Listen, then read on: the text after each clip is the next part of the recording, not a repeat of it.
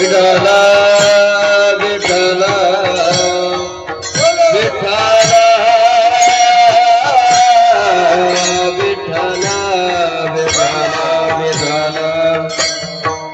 कुंडली गवरदा हरी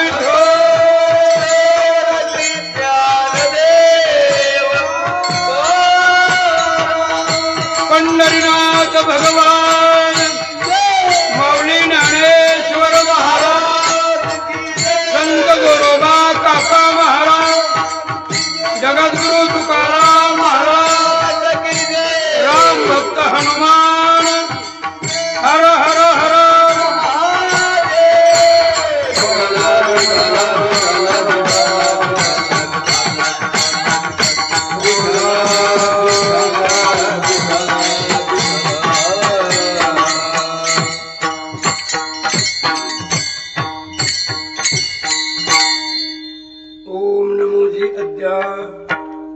वेद प्रतिपाद्य जय जय सोसम विद्यात्मा रूपा देवा तुझे गणेशु सकलार्थमते प्रकाशु मने निवृत्ते दासु अवधारी जोजी अत्ता भिनु वाग विलासिनी जे चातुर्यार्थ कला कामिनी ते शारदा विश्वमोहिनी नमे धेम्या मज हृदय सद्गुरु जेने तारिलो हा संसार पुरु मनोनी विशेषाती आदरू विवेकावरे आता हृदय हे आपुले चौफाळून यावले वरे वैसव पाऊले श्री गुरूंचे विठाला विठाला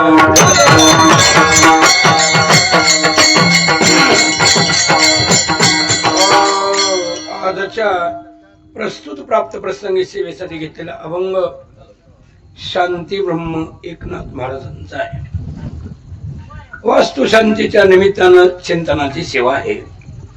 अर्धा क्षण घडता संताची संगती तिने होई शांती महात्पापा संत संगदी अनेक प्रवाही घालू नको संसार मदन करणे सर्वथा परमार्थ पुरता हाती देई संत संगदी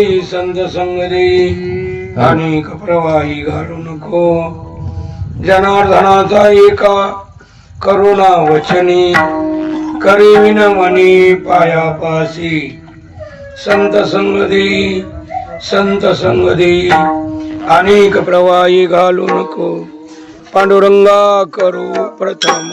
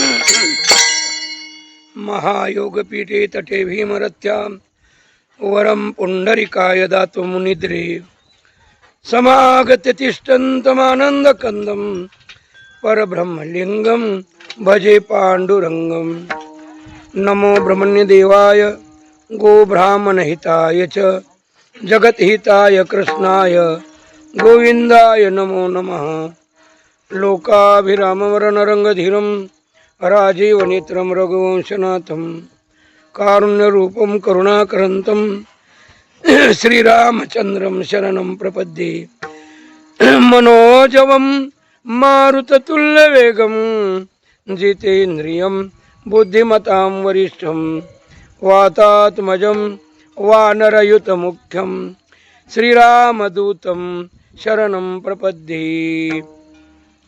सौराष्ट्रे सोमनाथ श्रीशैले मल्लिकार्जुनम उज्जनिया महाकाल ओंकार ममलेश्वरम परल्या वैजनाथंच डाकिन्या भीमाशंकरम सेतो बंदे तो रामेशम नागेशम दारुकावने वाराणस्यात विश्वेशम त्र्यंबकम गौतमी तटे हिमालये तो केदारम कृष्णेशम शिवालये यत्तानि द्वादशलिंगानि सायं प्रातपठे नरा सप्तजन्म कृतं पापं स्मरणेन विनश्यति। एकांती रे गुरुराज स्वामी चैतन्य रूपी शिवसौख्य नामी सिनलो दयाळा बहुसाल भारी तुझवीन शंभो मद कोण तारी। सर्व मंगल मांगल्ये शिवे सर्वार्थ साधिके शरण्ये त्र्यंबके गौरी नारायणी नमस्तुते। विवेकाने ज्याने सुगठित समाज आटिकविले महासिद्धांताचे गुढ हृदय रसिकत्व उकलेले लसित भक्ती रसे तरतरविला श्री भागवत तरो तया ज्ञानेशाते विमलमतीने वंदन करो। नमो सद्गुरु तुकया ज्ञानदीपा नमो सद्गुरु सच्चिदानंद रूपा नमो सद्गुरु भक्त कल्याण मूर्ती नमो सद्गुरु भास्करा पूर्ण कीर्ती। माझी वाणी तुझे वर्णी गुण नाम माझी वाणी तुझे वर्णी गुण नाम ऐसे देई प्रेम काही कळा।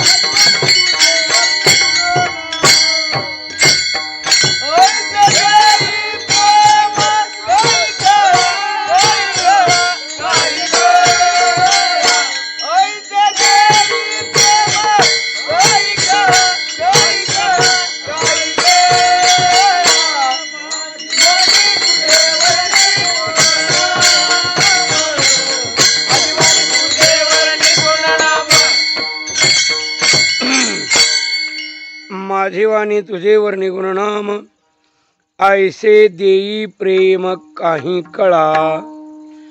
मस्तक हे पायावरी या वारकरी संतांच्या रुक्मिणी पांडुरंग परमात्मा उमा महेश्वर राम भक्त हनुमानजी गोरोबा काका ज्ञानेश्वर महाराज तुकाराम महाराज टाळकरी वृंद गायनाचार्य मृदंगाचार्य संत श्रोते माता भगिनी विनेकरी सर्वाला वंदन करून वास्तुशांतीच्या निमित्तानं हरी कीर्तनाची सेवा भगवंताच्या चरणी समर्पित होत आहे।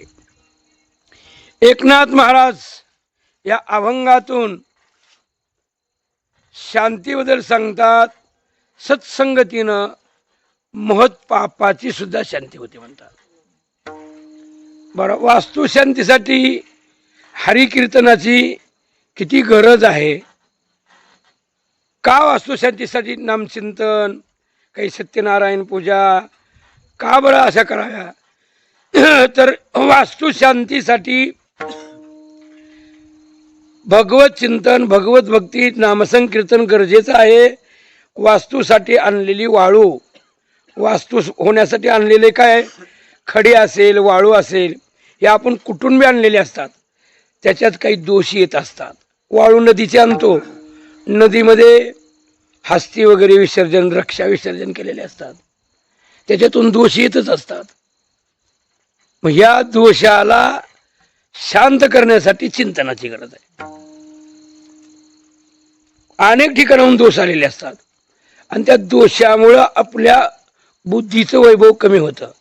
पांडवाचं किती बुद्धीचं वैभव असताना सुद्धा एक वेळेस वनवासाच्या काळात एका ठिकाणी कोणती मातीनं धर्माला सांगितलं, इथं वेगळेच काही विचार येऊ लागले रे. मग ती धर्मानं पाहिलं, सांगितलं आहे, म्हणले हे ठिकाणच असं आहे, इथं शुंभ आणि निशुंभाचं असणारं म्हणजे युद्ध झालेलं होतं पूर्वी आणि त्याच्यामुळे ही दूषित भूमी आहे. मग हे आपण ठिकाणं तर बदलून इथं भरपूर चिंतन तर करावं लागेल ह्याच्यातला दोष घालवण्यासाठी. मग असं काही भूमीत सुद्धा काही दोष असतात. मग तसं मग नदीमध्ये तर हास्य विसर्जन केलेले असतात, रक्षा विसर्जन केलेले असते, ते वाळू आलेले असते, कुठून बी असणारे कुठली माती आलेली असते, त्याच्या विटा झालेले असतात. असे कुठून कसे दोष आलेले असतात सांगता येत नाही. म्हणून आपलं बुद्धीचं वैभव टिकून राहण्यासाठी हरिकीर्तनाची अत्यंत गरज आहे. सत्यनारायण पूजा वगैरे भगवंताच्या चिंतनातून दोष हळूहळू कमी होत असतात. म्हणून हरिकीर्तनाची चिंतनाची गरज वास्तुशांती सुद्धा आहे. कुणी म्हणेल सप्तासाठी कीर्तन असावं, पुण्यतिथीला असावं, पण वास्तुशांतीला काय कीर्तनाची गरज आहे? गरज आहे. नामचिंतनाची ही गरज आहेच. एकनाथ महाराज सांगतात, सत्संगतीतून महत् पापाची कशी शांती होते. अर्धा क्षण घडता संताची संगती, तेने होय शांती महत् पापा. अर्धा क्षणाचा सत्संग सुद्धा महत् पापाची शांती करतो. महत् पाप जे होतात ते बुद्धीचे वैभव ढासळल्यावरच होतात. नाही ज्या वाल्या कोळ्याला माणसं मारावी वाटायची का, त्याला सात्विक बुद्धी नव्हती ना. एक माणूस मारला की एक खडा टाकायचा, असे 7 रांजणं भरलेले आहेत. मग गणितच करता येत नाही त्याचं, एवढं अपार पातक आहेत, महत् पापा झालेले. पण या पापाची महाराज शांती फक्त संताची संगत झाली किंवा शांती झाली. देवर्षी नारदाची आणि वाल्या कोळ्याची भेट झाली. त्यांनी सांगितलं, अरे बाबा तू एवढी माणसं मारत आहेस, पण हे पाप कोणीच वाटून घेणार नाहीत. तू सगळ्यासाठी करत आहेस, पण कोणी तयार नाहीत वाटून घ्यायला. आणि मग त्यानं काही चौकशी केली, वाटून घ्यायला पाप कोणी तयार नाही. मग नारदाला येऊन सांगितलं, कोणी तयार नाही, याच्यासाठी मी काय करू? तर राम नामाचं चिंतन करत राहा. राम आणखीन अवतारालाही आलेले नव्हते, अवताराला येणार होते. राम नामाचा उपदेश केला आणि एवढं चिंतन त्याने केलं की वाल्या कोळ्याचा वाल्मिक ऋषीच झाला, शांत झाला. माणसं मारणं, चोऱ्या माऱ्या बंद झाल्या, वारूळ चाललं त्याच्यावर. आणि त्यांनी रामायण लिहिलं महाराज, राम जन्माच्या आधीच. आणि जसं रामायण लिहिलंय तसंच रामाने अवतार घ्यावा आणि वरतून दाखवावं. बोलीला वाल्मिक तैसेचे करीन, वरतून दावीन नामा म्हणे. नामदेवराय म्हणतात तसंच केलं. म्हणून या ठिकाणी त्याच्या महत् पापाची शांती अर्धा क्षणाच्या सत्संगतीनं नाही का झाली. म्हणून महाराज हे सत्संगतीची गरज आहे. पापात मग बुद्धीचा नाश होत असतो. भिल्लाची मुलगी, भिल्लाचे किती मंसार करणारे, त्या मुलीचं लग्न जमल्याबरोबरच वडिलांनी तरी लोकांना मेजवानी द्यायला अनेक पशूच आणून दावणच्या दावणच बांधली. त्या मुलीने विचारलं, बाबा ही एवढे पशु कशासाठी आणलेत? तुझ्या लग्नामध्ये यांना कापून लोकाला मेजवाने द्यायचे म्हणे. तिच्या मनाला वाटला, अरे संत महात्मे मांसाहार मदिरा प्राशन वर्ज करा सांगतात, आणि महाराज हे वर्ज करावंच आणि सत्संगती करावी. ज्ञानोबा सुद्धा म्हणतात, अखाद्याचे खाणे अपेयाचे पिणे स्वैर स्त्री सनिधानी होई जैसू.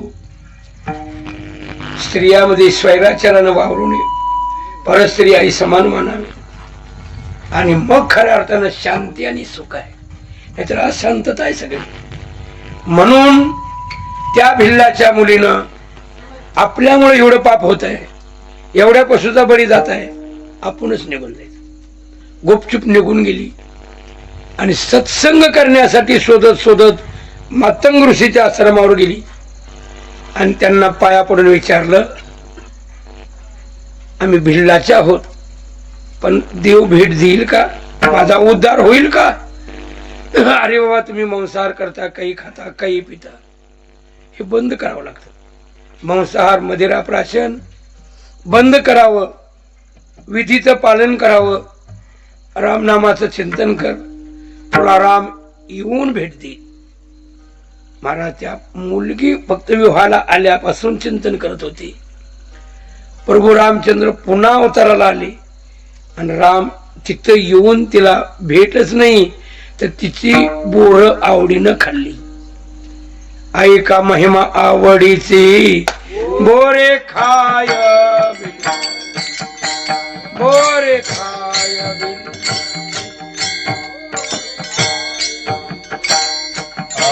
ऐका महिमा आवडीची बोरे खाये भिलनीची, बोरे खाये भिलनीची, बोरे खाये भिलनीची.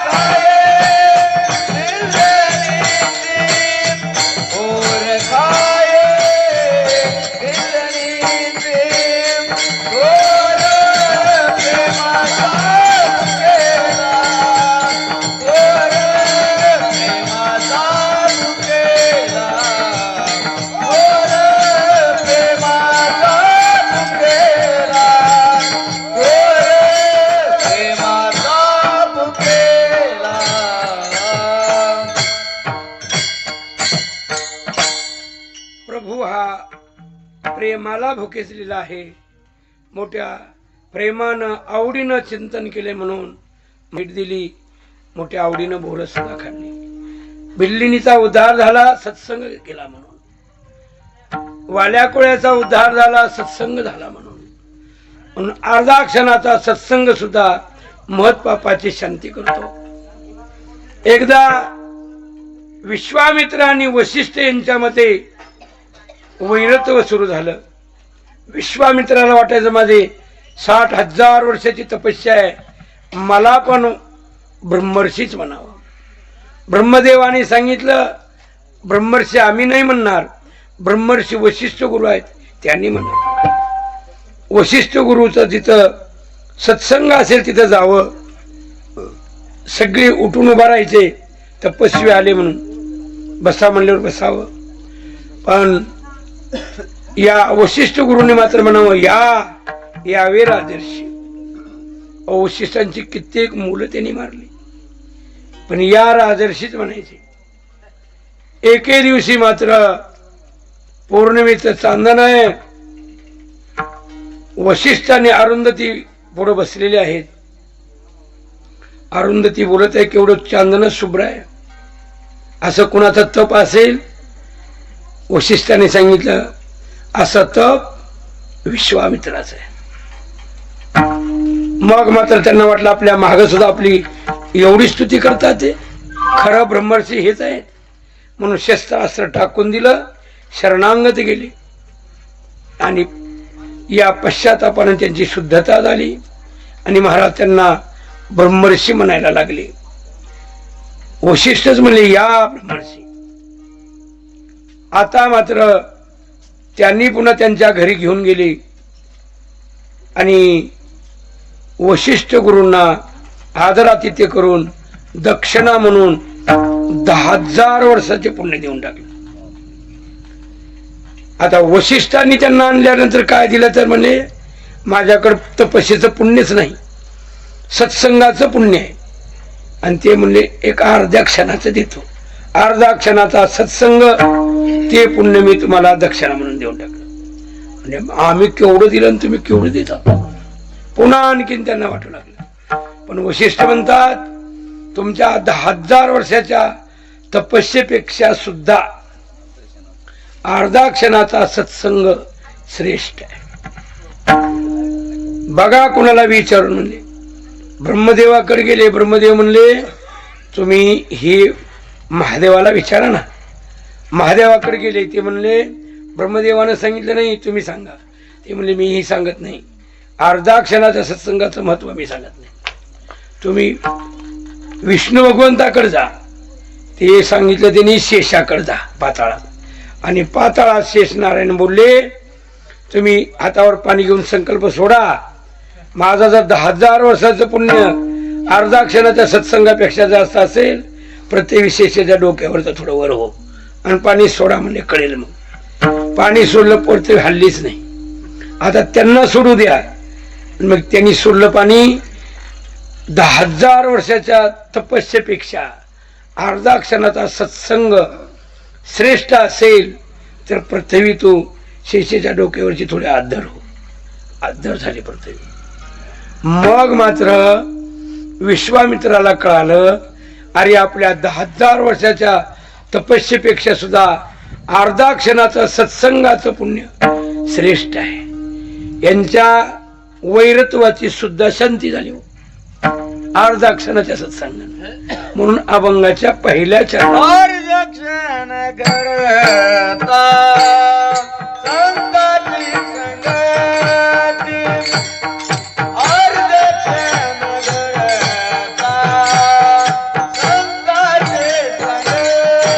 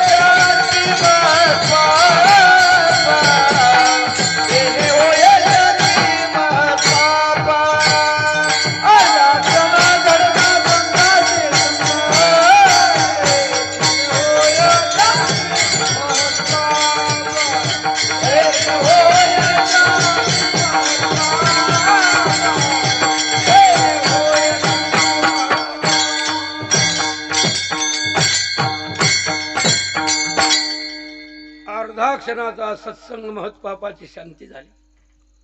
आता संतांच्या संगतीची इच्छा सर्वजण करतात.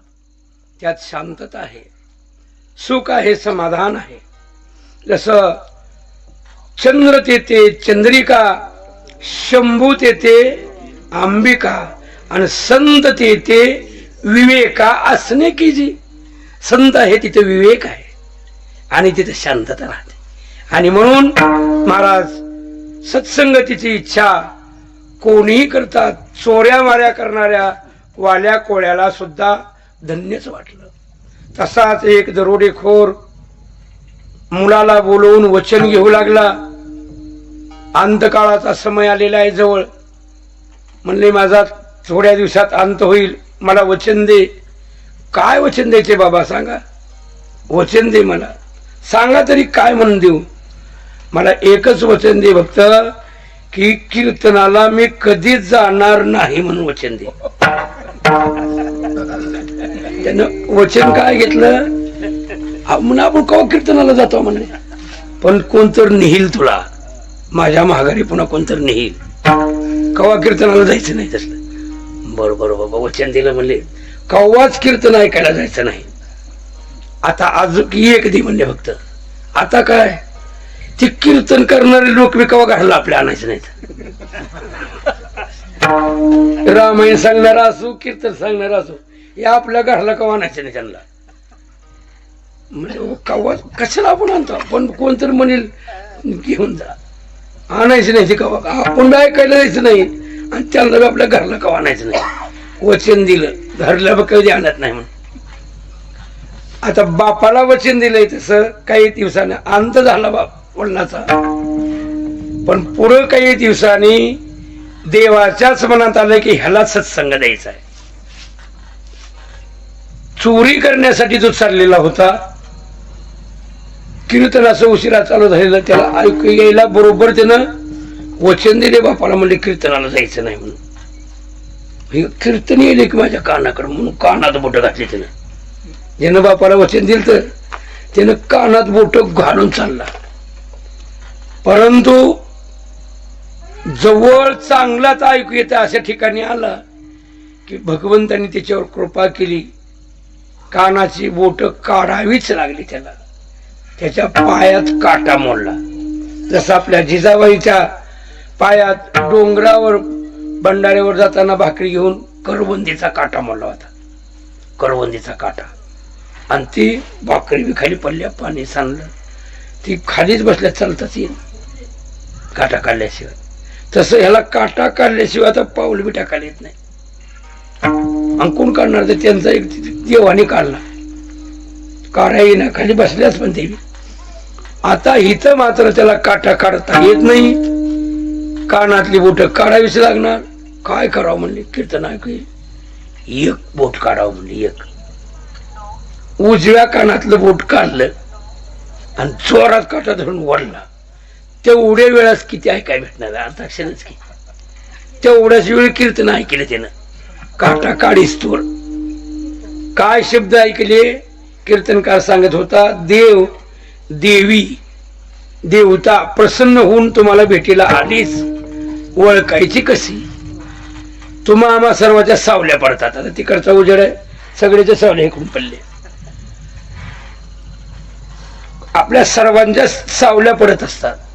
पण देव देवी प्रसन्न होऊनच भेटीला आपल्या आल्याच, देव देवी देवता, तर त्यांची सावली पडत नसते. एवढेच शब्द ऐकले त्यानं. काटा काढायचा झाला, कानात बोट घालून निघून गेला. राजवाड्यावर चोरी केली, भरपूर धन गोळा केले, ओझ जाईना. तिथलाच एक उंट सोडला, उंटावर ओझ लादून घेऊन गेला. घरापुढे असं खड्डा खादून धन पुरून टाकलं आणि उंट कापून दऱ्या खपारीत टाकून दिला. राजा म्हणला, आपल्या इथं जर एवढी चोरी होती, प्रजेला किती त्रास असेल, म्हणून त्यांनी सीआयडी सोडली शोधायसाठी. एक सीआयडी वेश्याच होती, ती सीआयडीच्या रूपात हिंडत होती. एक तंबुरा घेऊन बरोबर पद म्हणत म्हणत म्हणत दरोडेखोर जिथं राहतात तिथं गेली. ती पुरुष वर्ग कुणी नव्हते, महिला होत्या. त्यांना एक पद म्हणून दाखवलं, ऐकू वाटावं असं.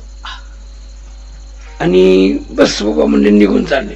हो म्हणा ना माय म्हणले, अजून बरं वाटायला, बरं वाटायला ऐकायला म्हणा. नाही म्हणले, माझ्या लेकराला बरं वाटायला गेले. ती लेकराचा आजारच नीट होऊन गेलाय. वैद कुणा औषध पहिले काय घ्यायची, वैद यायची.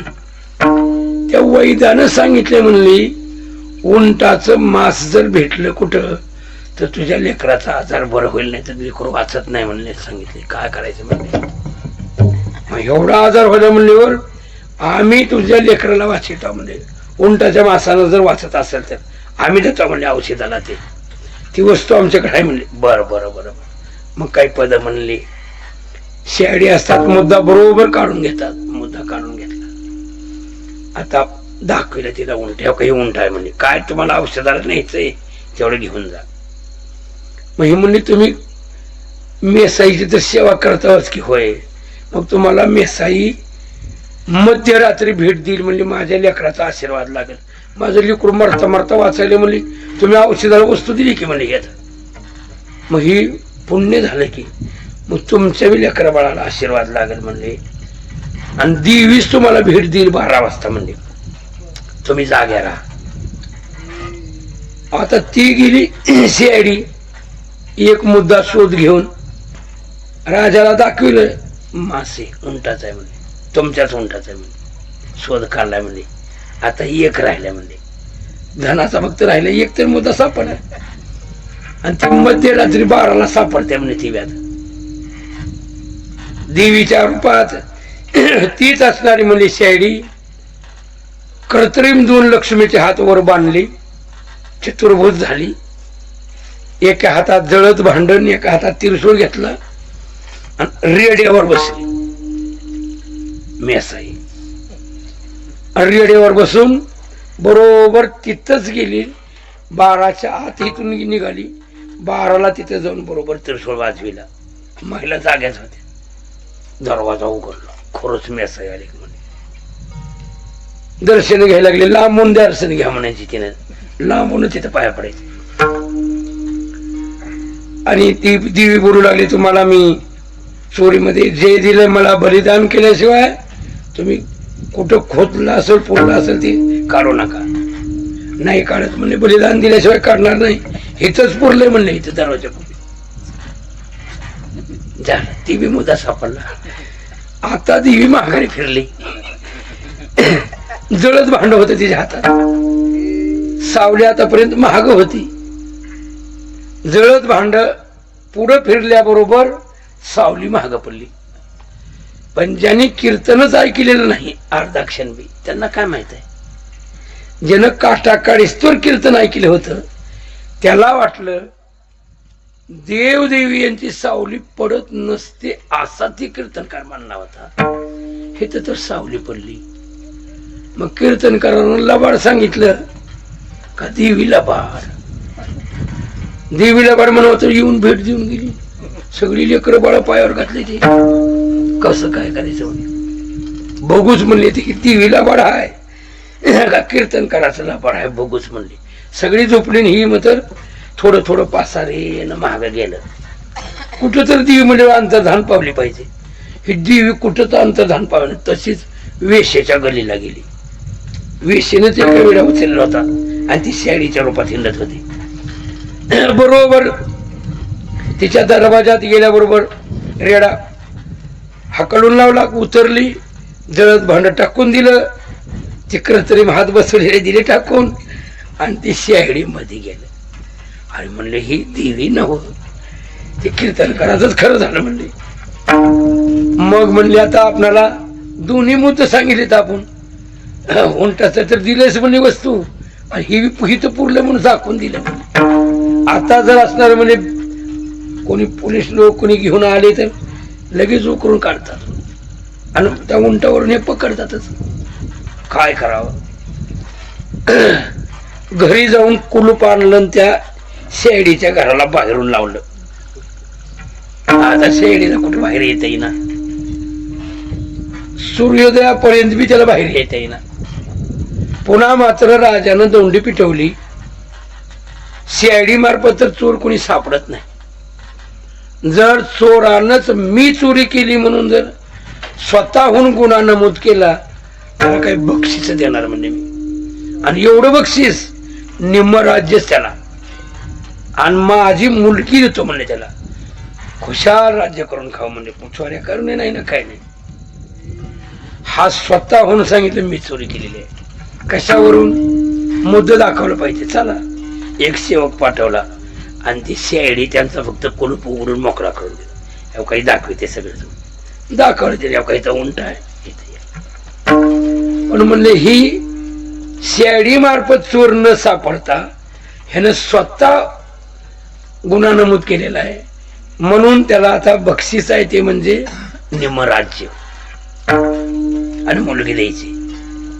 हत्ती पाठवला अंबारी आहे बसायला, मऊत आहे मुळे हाती हाकायला, आणि तो दरोडे खोरापर्यंत गेला. त्याला वर बसवून फुलं टाकत टाकत घेऊन चालली. त्याला पश्चाताप व्हायला. बापरे म्हणले काटा काढीस तर कीर्तन ऐकलंय. ही सारखीच कीर्तन ऐकल्यावर तर कसं काटा काढीस तर कीर्तन ऐकलंय तर एवढे यायले आणि सारखी कीर्तनच ऐकल्यावर म्हणजे दिवस भेटायचे म्हणजे काय करताय राजानं त्या मुलीनं म्हणजे देवाने त्यांना विरक्ती पण दिली. सत्संगती तर दिलीच, मो बापाला वचन दिलं असताना सुद्धा, परंतु विरक्ती पण दिली. पुन्हा जाताना पश्चाताप झाला. आजपासून चोरी तर करायची नाहीच, पण राज्य बी घ्यायचं नाही आणि ती मुलगी बी नको. फक्त आतापर्यंत आपणाला कळालं नाही म्हणले बापाने वचन घेतलं कीर्तनाला बी जायचं नाही, ती लोक बी आपल्या घरला आणायची नाही. हे असलं सांगतील काहीतरी चोरी करून ये असं तसं म्हणून म्हणत असतील. ते अज्ञान आहे. पण खरं तर म्हणले हेच बरोबर आहे. म्हणून त्यानं विचार केला, वैराग्य प्राप्त झालं आणि खाली उतरून राजानं सांगितलं की मी एवढं द्यायला तयार आहे, याचा स्वीकार करावा. तो बी खाली उतरून हात जोडले. म्हणला आतापर्यंत मला याचं महत्व कळालं नाही. तुमच्यातली चोरी करायला येतानाच उग काटा मोडला म्हणून काटा काढीस्तोर कीर्तन ऐकले, त्याच्यामुळं मी सापडलो नाही. अन्यथा मला काही देवीन देव काय कळत नव्हता म्हणले, काहीच कळत नव्हतं. बाकीची बसली तर बसलो असतो. मला येऊन पकडत होता मी हातकड्या घालून असं रट्ट तिथंच आणत होता म्हणले. फक्त ती काटा काढीस्तोर कीर्तन ऐकले म्हणून बसलं म्हणले. आता कीर्तनच ऐकायचे म्हणजे सारखं. आता नाही चोरी करायची. हे राज्य बिलेगर काहीच नाही का म्हणजे. महाराज चोराला सुद्धा वाटायला सत्संगाची पाहिजे, वाड्या कोळ्याला सुद्धा वाटलं सत्संगाचीच राहील. मग एकनाथ महाराज म्हणतात आम्हाला सुद्धा एवढंच वाटतंय की अर्धा क्षणाच्या सत्संगानं महत पापाची शांती होते. देवा मला संत संग दे, संत संग दे. सत्संग सोडून एखाद्या प्रवाहात आम्हाला घालूच नको. अभंगाचं दुसरं संग देई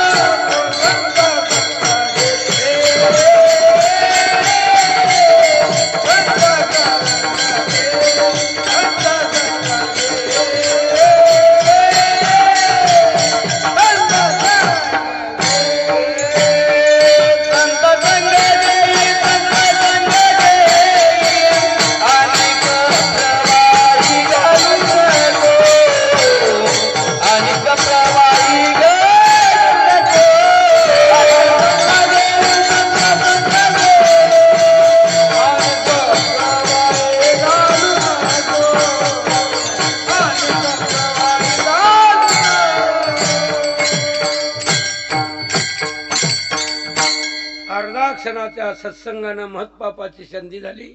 आता सत्संगच करीत राहायचा हेच त्यानं निर्णय घेतला आणि जीवनाचं कल्याण करून घेतलं.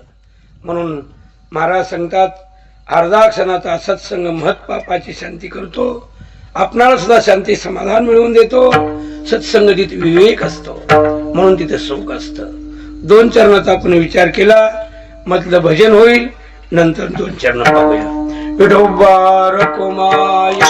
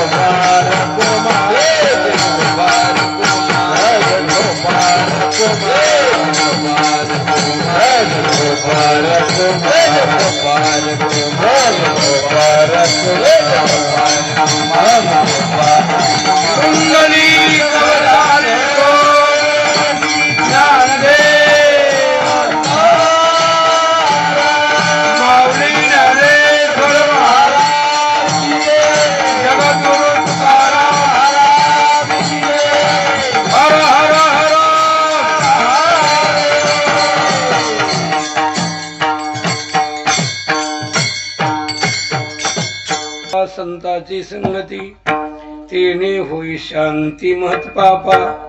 संत संग देई संत संग देई अनेक प्रवाही घालू नको.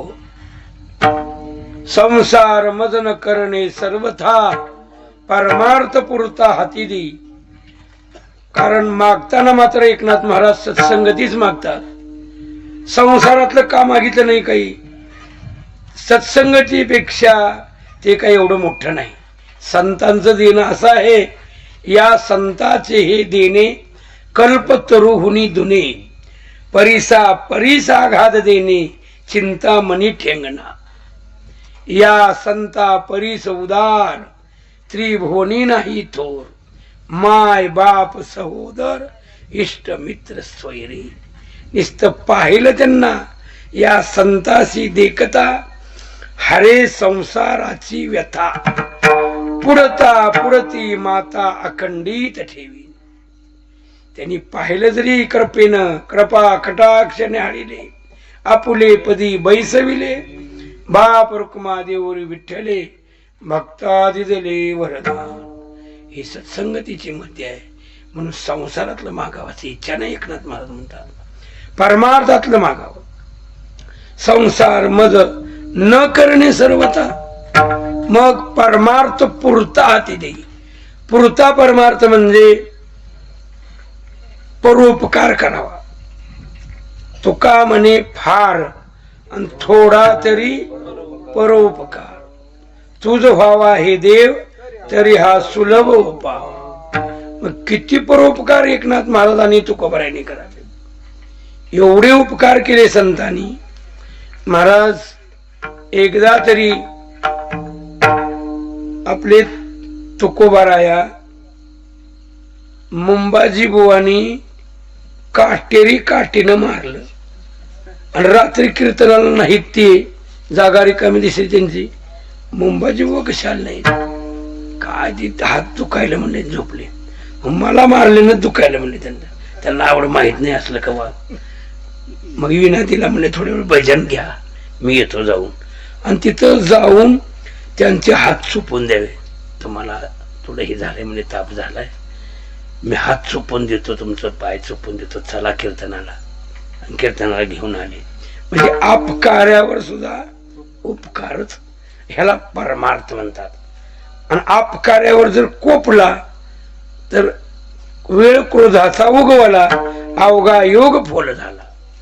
अपकार्यावरी कोपला तो तात्काळ नागवला, अपकार्यावरी उपकार केला तो दादूला परमार्थी. ही पुरता परमार्थी, दादूला मोठा परमार्थी. एवढे का शांत असतात? सत्संगती आहे म्हणून किती शांत आहेत. त्याच्यावर कोपून वाद नाही, काही नाही, उलट त्याच्यावरच उपकार केला. तसं एकनाथ महाराजांनी त्यांच्या घरी जास्त लोकांनी कीर्तनाला यावं, तेवढी जास्त आवड नसते म्हणून येत नाहीत कीर्तनाला. कड जास्त लोकांनी यावं म्हणून त्यांनी काय केलं, साखरचं पोतच ठेवायचं, असं ओंजळीनं साखर वाटायचे. कीर्तन झाल्यावर लोक थोडी वाढली जरा कीर्तनाला. पण वडार समाजाची लोक दगड फोडायला गेलेली, नको बाबा म्हणाले, आज साखराला द्याल ती. होय, पण ती साखरा कीर्तन झाल्यावर कवा उशिरा 11 वाजायला साखरा, आणि ती टणकून गेलेली दगड फोडून तवर झोप मोड होती. कवाच नको बाबा. पण दोघं तिघ जण गेली. असू द्या थोडं जाग, म्हणले काय एवढी साखर येईल.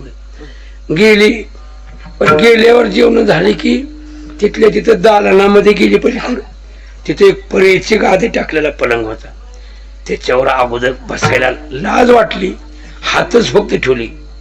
पण पुन्हा म्हणले कोण नाहीत, बसू म्हणले, लय मऊ लागायले. बसले. दोघ जण म्हणते ती आम्ही थोडा आडव होता. त्या ताईला म्हणले तू ऐक कीर्तन, आणि कीर्तन झालं साखर वाटायली की आम्हाला उठव. झोपली. पल्ल्याबरोबर तर टणकून गेलेली असते, झोपी गेलेली. हे म्हणले ह्यांची झोप व्हायली, मीच उगाच बसले म्हणले. ती बी थोडी आडवी झाली, ती बी गेली झोपी. कीर्तन झालं, साखरा वाटून निघून गेली, ही झोपलेली. एकनाथ महाराज गेले तिथं झोपायला, तर काय 3 माणसं झोपले. ती कुठं उठवावे म्हणले, यांना राहू द्या, झोपू द्या म्हणले. कीर्तनाला उठवेल असतं तर पाप नाही, जेवायला उठवेल तर पाप नाही, पण त्यांनी उठून लावायचं ना, आपण झोपायचं काय? आपण आजच्या दिवस खाली झोपावं, काय उपकार महाराज. एक वेळेस तरी त्यांच्या घरी असं चोर बी बाजूला दडून बसली. कीर्तन झालं, साखरा वाटल्या, सगळे निघून गेले, मोठा दरवाजा बंद झाला. सगळे झोपल्यानंतर ह्यांनी चोरी करायला चालू केली. पुन्हा भरपूर जमा केलं. तिथं नातालच्या घरी अशी गडगंज संपत्ती होती, भरपूर जमा केले धन, काही मौल्यवान पदार्थ वगैरे. पण देवघरात पुन्हा चांदीच्या वस्तू दिसल्या. इकडे लय दिसायला म्हणजे काय काय जावंच म्हणजे. देवघरात गेले आणि त्या वस्तूला हात लांबवल्याबरोबर चमत्कार झाला. तिथं डोळच गेलं त्यांचं, आंधळी झाली. आता कसं करावं म्हणले. एकमेकाला म्हणाली अरे मला दिसायला रे काय म्हणले, हाताला धरून वाड्याच्या बाजूला काढ बाबा म्हणले. ती म्हणला मला बी तसलंच झालेलं. आता संसार करणारा जर माणूस असता आणि अशी चोर घरात सापडावी आणि पुन्हा ती आंधळी व्हावी, संसार करणारा माणूस काय करेल? मोकळा सोडील का त्याला? पण ही पुरता परमार्थ करणारी हे त्यांना विचारतात, पळू नका, अटकळून पडचाल, हात पाय मोडल, तुम्हाला मारित नाही म्हणजे खाली बसा. बसले. हो आम्ही चोरी केली होत, मारचाल फिरचाल नाही म्हणजे मारित ना. कसा तुम्ही जेवण कवा केले ती? म्हणले आम्ही आज येळभर जेवायलाच नव्हता म्हणले. मग तसं नाही म्हणे, तुम्ही घाबरू नका म्हणले, तुम्हाला जेवायला भेटते. आपण आम्हाला काय दिसत नाही, कसं करावं? बरं ती डोळे बी द्यायला लावतं देवाला. देवाला विनंती केली, हात फिरवला डोळ्यावरून, देवा यांचे गेलेले डोळे यांना देऊन टाक म्हणे. यांचं काय पाप झालेलं असेल ते नाही सवू दे. नाम संकीर्तनम यस्य सर्व पाप प्रणाशनम प्रणामो दुःख शमनस्तम नमामि हरिपरम. म्हणून हात फिरवलं का डोळं गेलेलं आलं, टका टका बघायला लागली. म्हणले काय कमाल झाली बाबा, म्हणले काय आता जाता बाबा, म्हणले राहू द्या जेवायचं, नग नग नग म्हणले. ते गिरजेला उठविलं, भाकरी टाक म्हणले, भाजी कट काहीतरी, आणि मला त्या चोराला जीव घातलं. संसार करणारा माणूस जीव घालेल, परमार्थ करणारे आणि पुरता परमार्थ. आणि म्हणून तिसऱ्या चरणात म्हणतात संसार मज न करणे सर्वथा. संसार मज न करणे सर्वथा. संसार मज न करणे सर्वथा.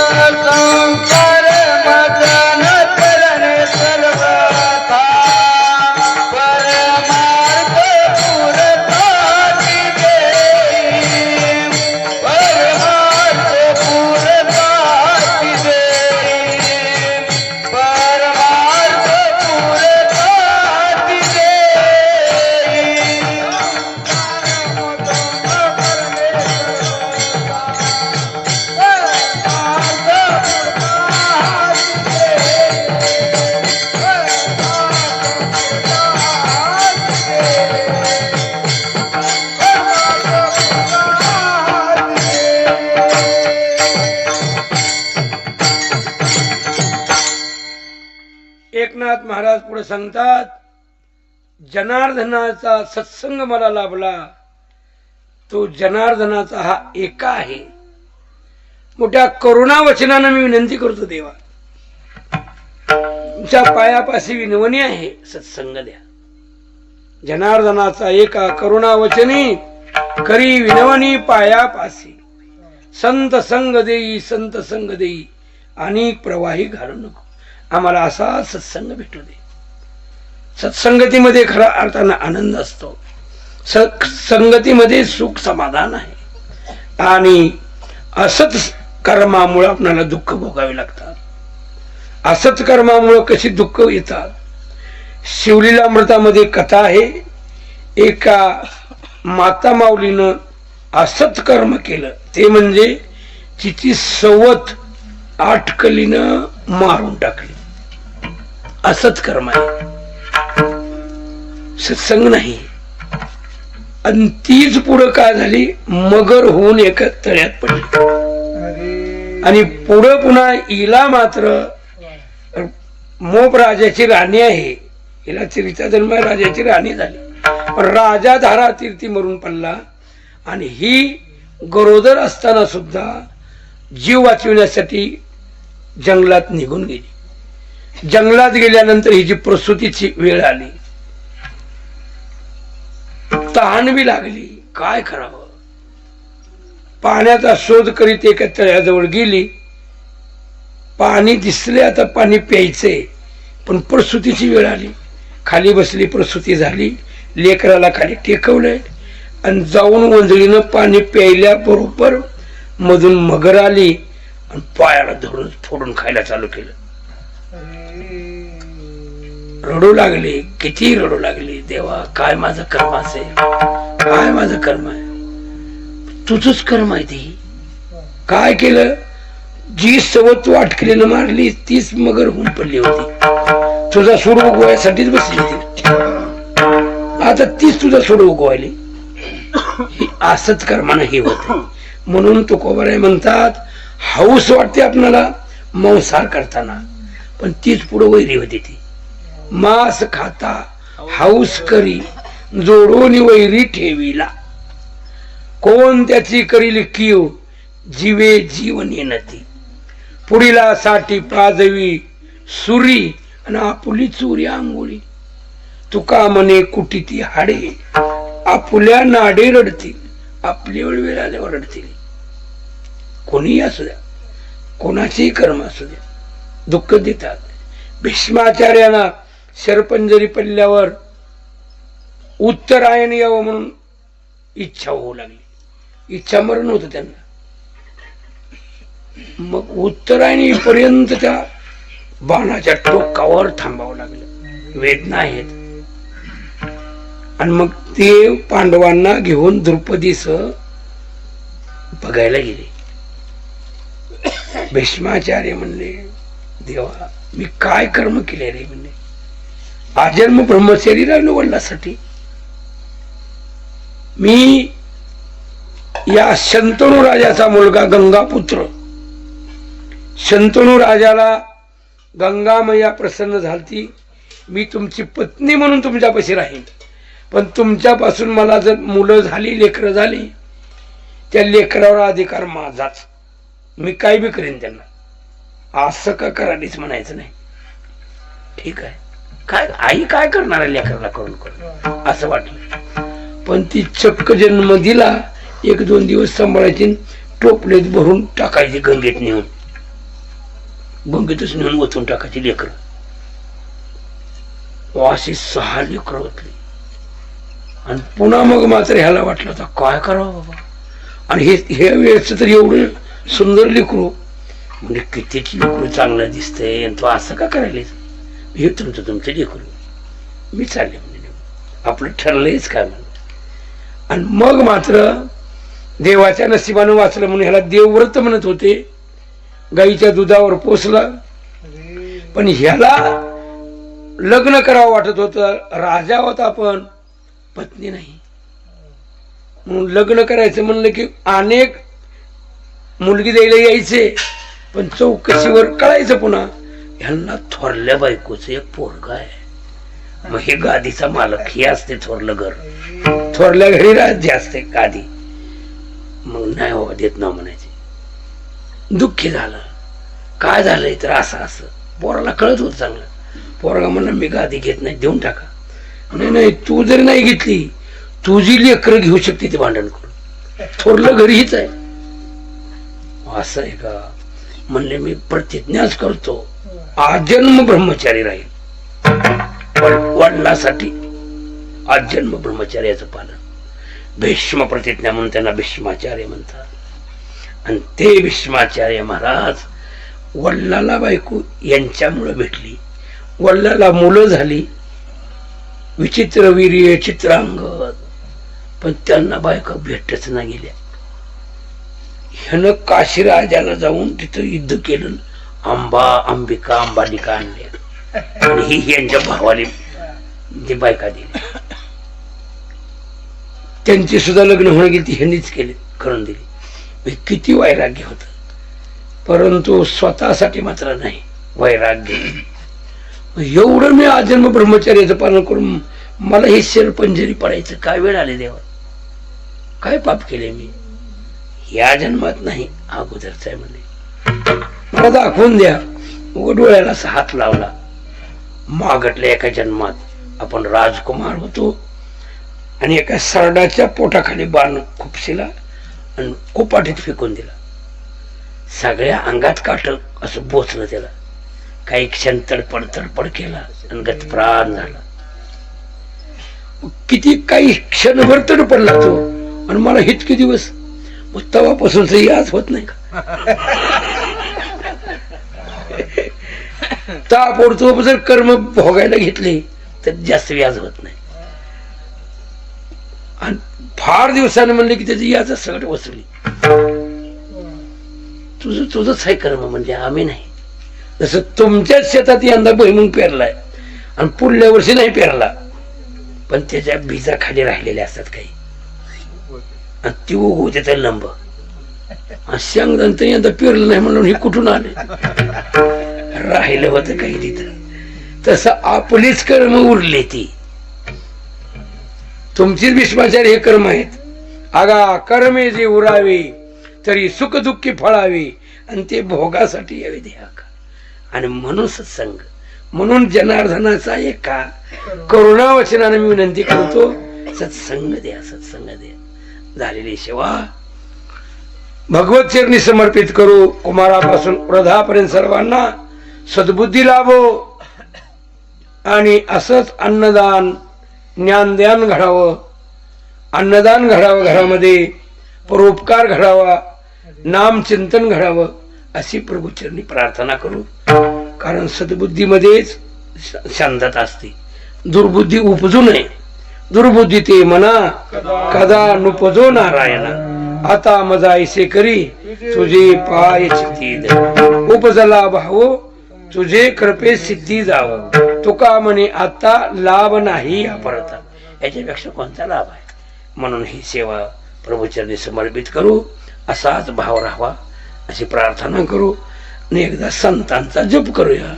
ज्ञानेश्वर माऊली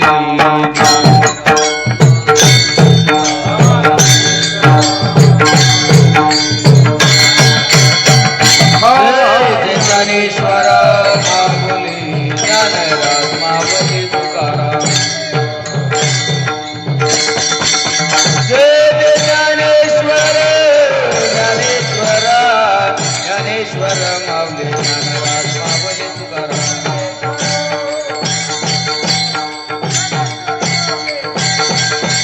ज्ञानेश्वर माऊली ज्ञानेश्वर माऊली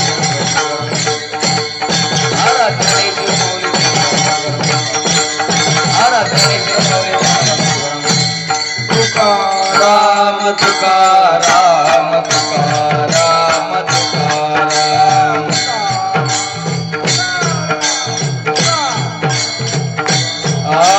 तुकाराम तुकाराम तुकाराम तुकाराम.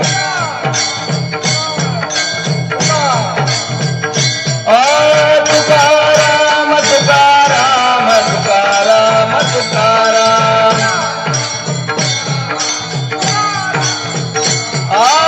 तुकाराम तुकाराम तुकाराम तुकाराम. तुकाराम तुकाराम तुकाराम तुकाराम.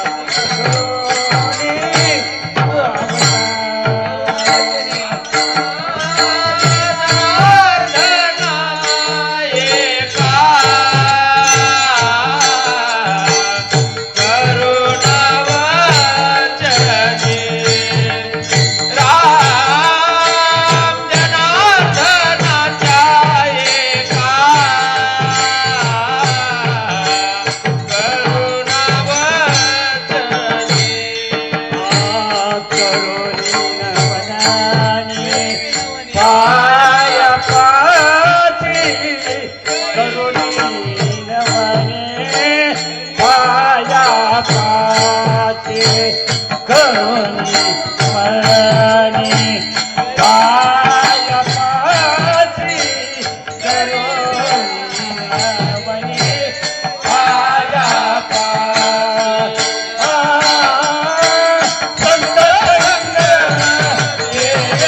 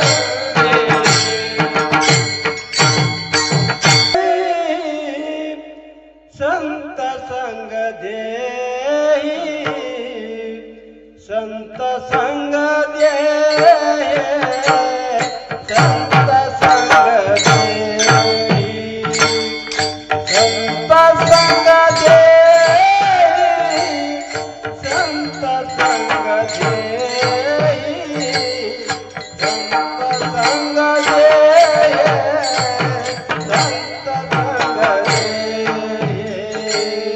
संत संग दे संत संग दे संत संग दे